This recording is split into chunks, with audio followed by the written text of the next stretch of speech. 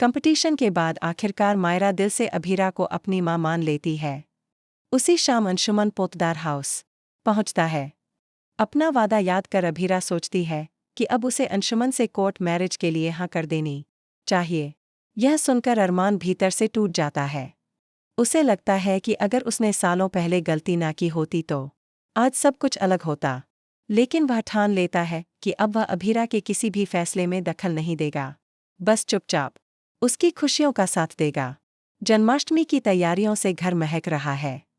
झूलों पर बाल गोपाल की झांकी, आंगन में रंगोली, दही हांडी की ऊंची मटकी, चारों तरफ शंख और ढोल की धुन। दही हांडी के वक्त भीड़ गोविंदा आला रे के नारे लगाती पिरामिड बनता है। ऊपर की परत पर अरमान चढ़ता है।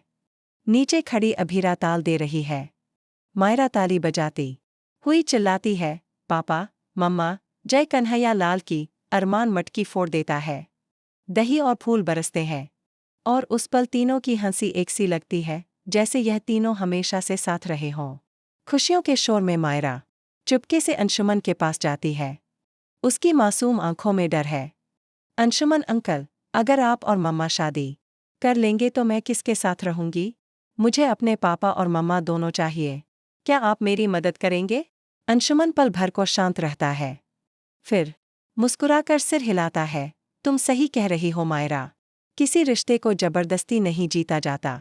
पूजा के बाद सब आंगन में इकट्ठा होते हैं। अंशुमन आगे बढ़कर साफ आवाज में कहता है, मुझे आज समझ आ गया है कि अभीरा की असली खुशी अरमान और मायरा के साथ है। अगर मैंने शादी की तो मैं उसे कभी पूरी तरह खुश नहीं रख पाऊंगा। इसलिए मैं यह रिश्ता यहीं खत्म करता हूँ। मेरी तरफ से कोई आपत्ति नहीं। मैं बिजनेस के सिलसिले में लंबे समय के लिए बाहर जा रहा हूँ। अरमान, अगर तुम चाहो तो आज ही सबके सामने अभीरा का हाथ थाम लो। आसपास सन्नाटा फैल जाता है। दादी सा भावुक होकर ईश्वर का शुक्रिया अदा करती हैं। अंशुमन जेब से सिंदूर की डिब्बी निकालकर अरमान की ओर बढ़ाता है। इसे अपना लो और इसका हमेशा ख्याल रखना। अरमान की आंखें भर आती हैं। वह धीरे से कहता है, धन्यवाद अंशुमन, तुम्हारा यह कदम बहुत बड़ी नेकी है। अभीरा हिचकती है, अरमान, भरोसा टूटता है तो जोड़ने में समय लगता है। अरमान सिर झुका देता है, मैं तुम्हारी रफ्तार से चलूंगा।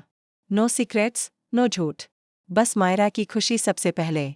मायरा बीच में आकर दोनों का हाथ पकड़ लेती है। मम्मा पापा, कृष्णा जी के सामने प्रॉमिस कर लो, हम तीनों साथ रहेंगे। दादी सा आगे बढ़कर आशीर्वाद देती हैं। रिश्ते सच से बनते हैं। आज यह घर फिर से घर लग रहा है। अभीरा गहरी सांस लेकर सिर हिलाती है। अरमान कांपते हुए हाथों से सिंदूर उठाता है। क्या तुम तैयार हो? हाँ, अभीरा की आंखों में नमी और मुस्कान साथ ठहर जाती है। सिंदूर की लाल रेखा जैसे बीते सालों की दरारों पर मरहम रख देती है। विद्या आंचल फैलाकर दोनों को गले लगा लेती है। अब कोई गलतफहमी नहीं, बस प्यार और जिम्मेदारी। दूर खड़ी गीतांजलि चुपचाप सब देखती है। कदम पीछे करते हुए वह धीरे से बोलती है, मुझे भी सच स्वीकार है। मैं मायरा की गीतू रहूंगी। माँ बनने की जिद नहीं करूंगी। तुम्हारी खुशी ही मेरी सजा भी है और सुकून भी। मायरा उसकी तरफ दौड़कर हाथ पकड़ लेती है। एस्टरिस्क